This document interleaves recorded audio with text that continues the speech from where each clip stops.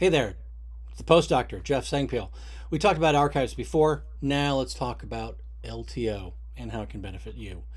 Get started with the basics first. Linear tape open, that's the name. It was introduced to the market in 2000. We've been using magnetic tape as a storage medium for over half a century now.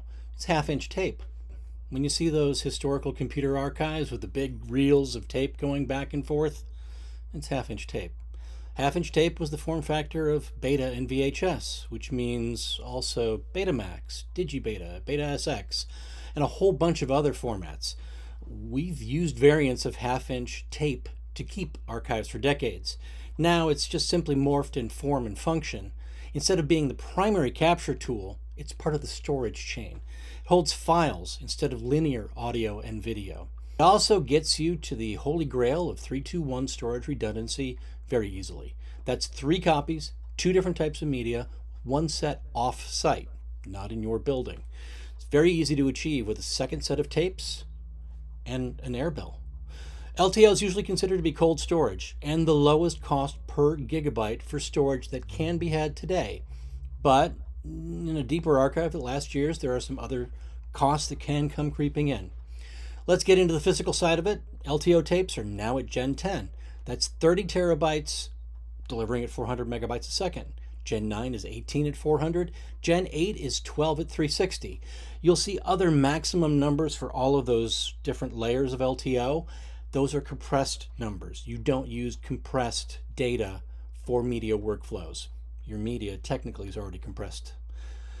So decks. You need a deck just like a VTR. There are single decks.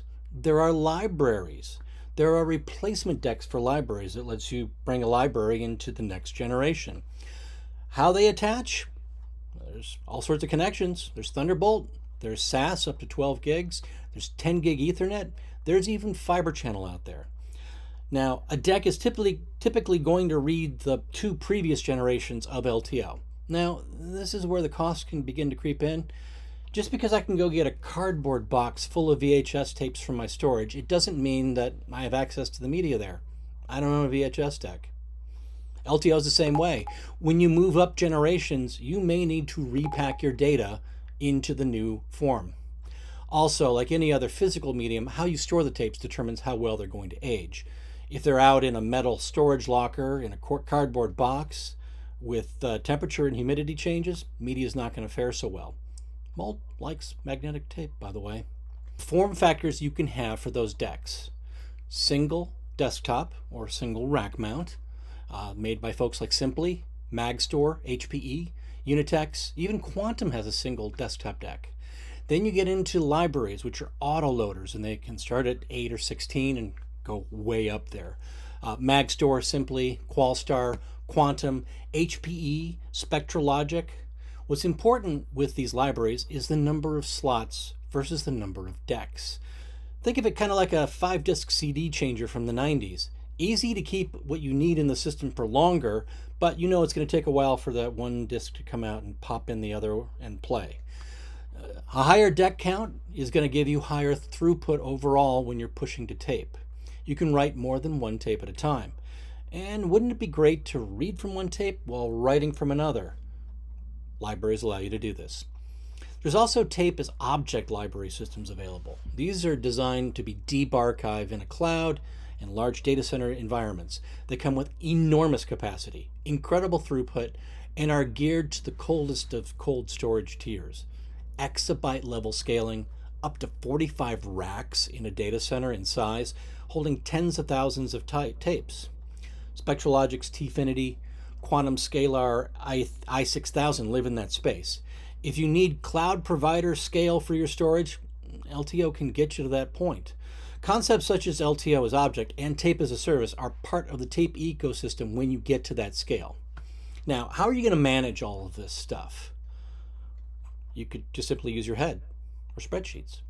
As the only person working on shows, say, 12, or a particular camera card, you know that's on tape L10XXX. And you know that your project backups for your nonlinear editor that you do every night are on a completely different tape series altogether. If you're in a show environment where you're cycling through shows that you don't own, becomes a lot easier. You flush the material out, you don't need that LTO anymore, and you can write over the entire tape.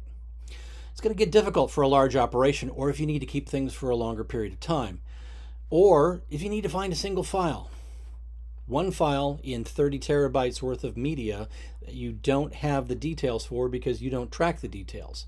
So also what happens if you or that other person who's managing the archive in their head gets hit by a winning lotto ticket? There goes all that information out the door instantly, probably off to the beach. And this method is usually drag and drop. So you're copying to an LTFS tape mounted on your desktop like a hard drive. How are you going to verify that? LTO backups have always used hashes of data like MD5 to ensure that almost all data is archived and can be verified anywhere down the data lifecycle. There's applications that can create these comparative hashes afterwards, but any of the DIY workflow like this isn't going to be elegant nor automated. It's really a bootstrapping disaster recovery kind of play.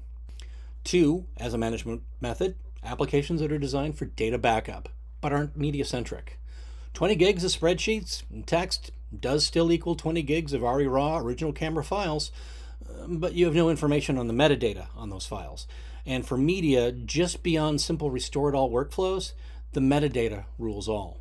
So in the space, things like Retrospec, Commvault, all the old school IT tools. There are a whole series of applications out there designed for dealing with LTO as part of an onset daily's data management. Yoyada, Silverstack from Pomfort. They're designed to work with LTFS mounted LTOs, just like the other workflows, and keep track of what is there. They also have a host of other capabilities that can be added on. Asset retrieval via EDL, XML, or AAF as a selective restore, or depending upon the file type, partial file restore. Who wants 30 minutes of file for 20 seconds of media? So think about that for a second. You throw an AAF or an EDL or an XML at an archive library and tell it, I need all the original camera files for this, and it just goes and does it. That's a lot simpler than trying to iMatch and find out what file names and pull everything back. Advanced features like transcoding, color pipelines, and asset management, or multi-library options are available for migrations at scale. These are very resilient in single-threaded workflows. Means they're a little bit slow. So then you get to the next level, which is applications that come with or can be packaged with a tape library. Here's where you find things like Spectralogic's Rio Broker, Quantum's CatDV, ZenData. They're an interesting bridge between software designed to manage the library and software made to engage with the rest of the storage ecosystem, asset management and the like. Typically, these platforms run on additional compute hardware that's going to end up being task specific. You need to add on more servers to do more things.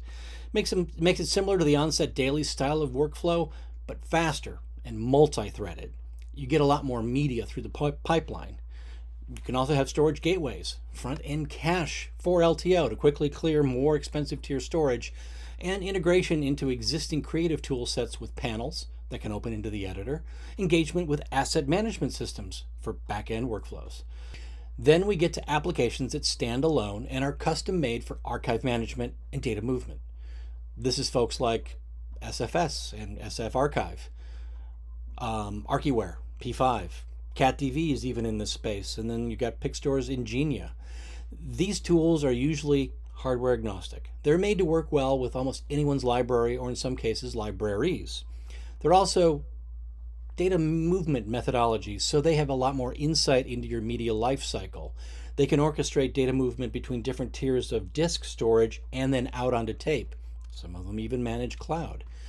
These tools, if they are not an asset manager in their own right, are able, with APIs and other tools, to fully integrate into a media infrastructure. And even if those APIs aren't quite what they should be, there are tools to streamline, like Kib. When every part of the media supply chain is informed as to media status, your whole business benefits. Orchestration in an entire infrastructure allows very easy engagement for new workflows and lets this metadata and information become available not only to creatives, but for the business itself. Wow, that's been a little bit of a drink from the fire hose. Now that you know most of the games you can play with LTO and the important players, what part of this would you like to see in a future even deeper dive? Single workflows, library workflows, Daily's ingest or this large-scale infrastructure play? Let me know in the comments down below. And while you're there, I always appreciate a like and subscribe. And if you need consulting, I'm available. Reach out on my LinkedIn and let's discuss how the doctor can get your workflow on the mend. Thanks for joining me today.